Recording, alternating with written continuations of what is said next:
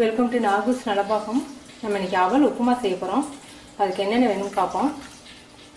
Carrot துருவி வச்சுருக்கேன், ஒரு கேரட்டு. தாளிக்கிறதுக்கு வந்து கடுகும் சீரகமும் பச்சை மிளகாய் 2 ஃப்ளேவருக்காக போட்டிருக்கேன். உரப்புக்காக கறி மசாலா வேறு சேர்க்க போகிறோம், அதனால் 2 போதும்னு வச்சுருக்கேன். கறி லீவ்ஸ் கொஞ்சம், மல்லி கொஞ்சம். இது வந்து கறி மசால் பவுடர் 1/2 ஸ்பூன். உங்களுக்கு உரப்பு கூட வேணும்னா 1 ஸ்பூன் நீங்கள் சேர்த்துக்கலாம். உங்களுக்கு உரப்பு கம்மியாக போதும்னா 1/2 ஸ்பூன் சேர்க்குறேன். கரம் மசால் வேறு, கறி மசால் வேறு. கறி மசால் பவுடர் வந்து ரெடிமேடாக கிடைக்குது. இது வந்து மாங்காய் பவுடர், அமைச்சர் பவுடர்னு சொல்லுவாங்க இல்லையா, அது. நீங்கள் இந்த பவுடர் இல்லாட்டி லெமன் பாதி மூடியை மட்டும் நீங்கள் புழிஞ்சிக்கலாம். மஞ்சத்தூள் 2 சிட்டி அளவுக்கு எடுத்துருக்கேன். பெரிய வெங்காயம் 2 வெங்காயம் நறுக்கியிருக்கேன். பட்டாணி 1 கைப்பிடி அளவுக்கு உப்பு போட்டு பாயில் பண்ணி வச்சுருக்கேன். இது வந்து ஓமப்பொடி கடைசியாக போடுறதுக்கு. நிலக்கடலை கொஞ்சம் வறுத்தது. அவல் 1 கப் எடுத்துருக்கேன். இது வந்து நம்ம ஊற வச்சோம்னா குழஞ்சி போயிடும், அதனால் இந்த மாதிரி தண்ணியை ஊற்றி கழுவிடுங்க.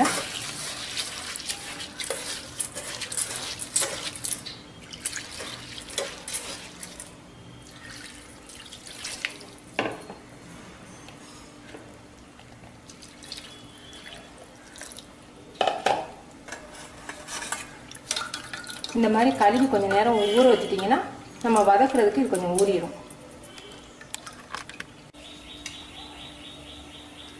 கடுகு சீரகம்,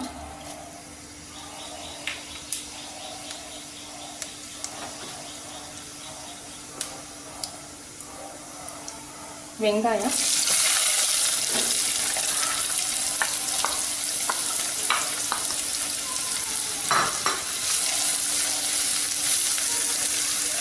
கறி பீஸையும் பச்சை மிளகாயும் சேர்த்துருவோம். கொஞ்சம் ப்ரௌன் கலரில் வதங்கட்டும்.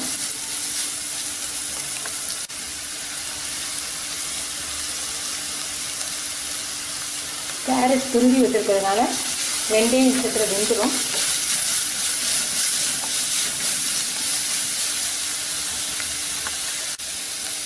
இப்போ எல்லா பவுடரையும் சேர்க்கலாம். கறி மசால் பவுடர், மஞ்சத்தூள், மாங்காய் பவுடர்.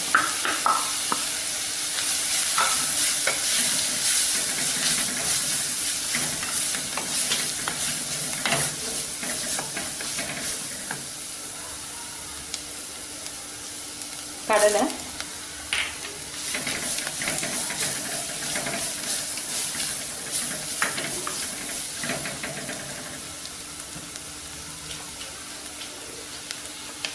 இப்போ நம்ம அவலை சேர்ப்போம். நல்லா தண்ணியை எடுத்துட்டு சேருங்க.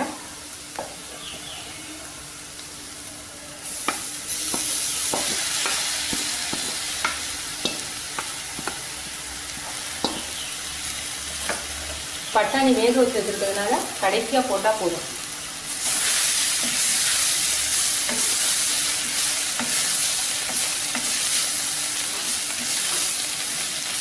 தேவையான அளவுக்கு உப்பு சேர்த்துருவோம்.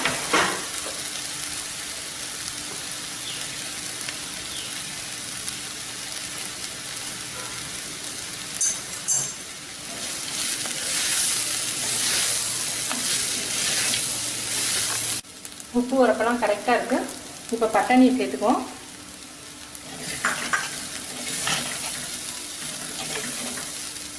அவல் நம்ம ஏற்கனவே தண்ணி ஊற்றி அலசினதுனால அந்த தண்ணிக்கு ஊறிடும்.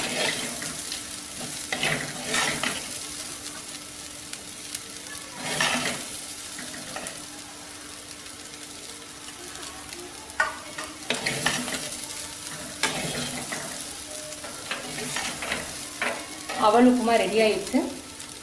5 நிமிஷம் வேலை தான்.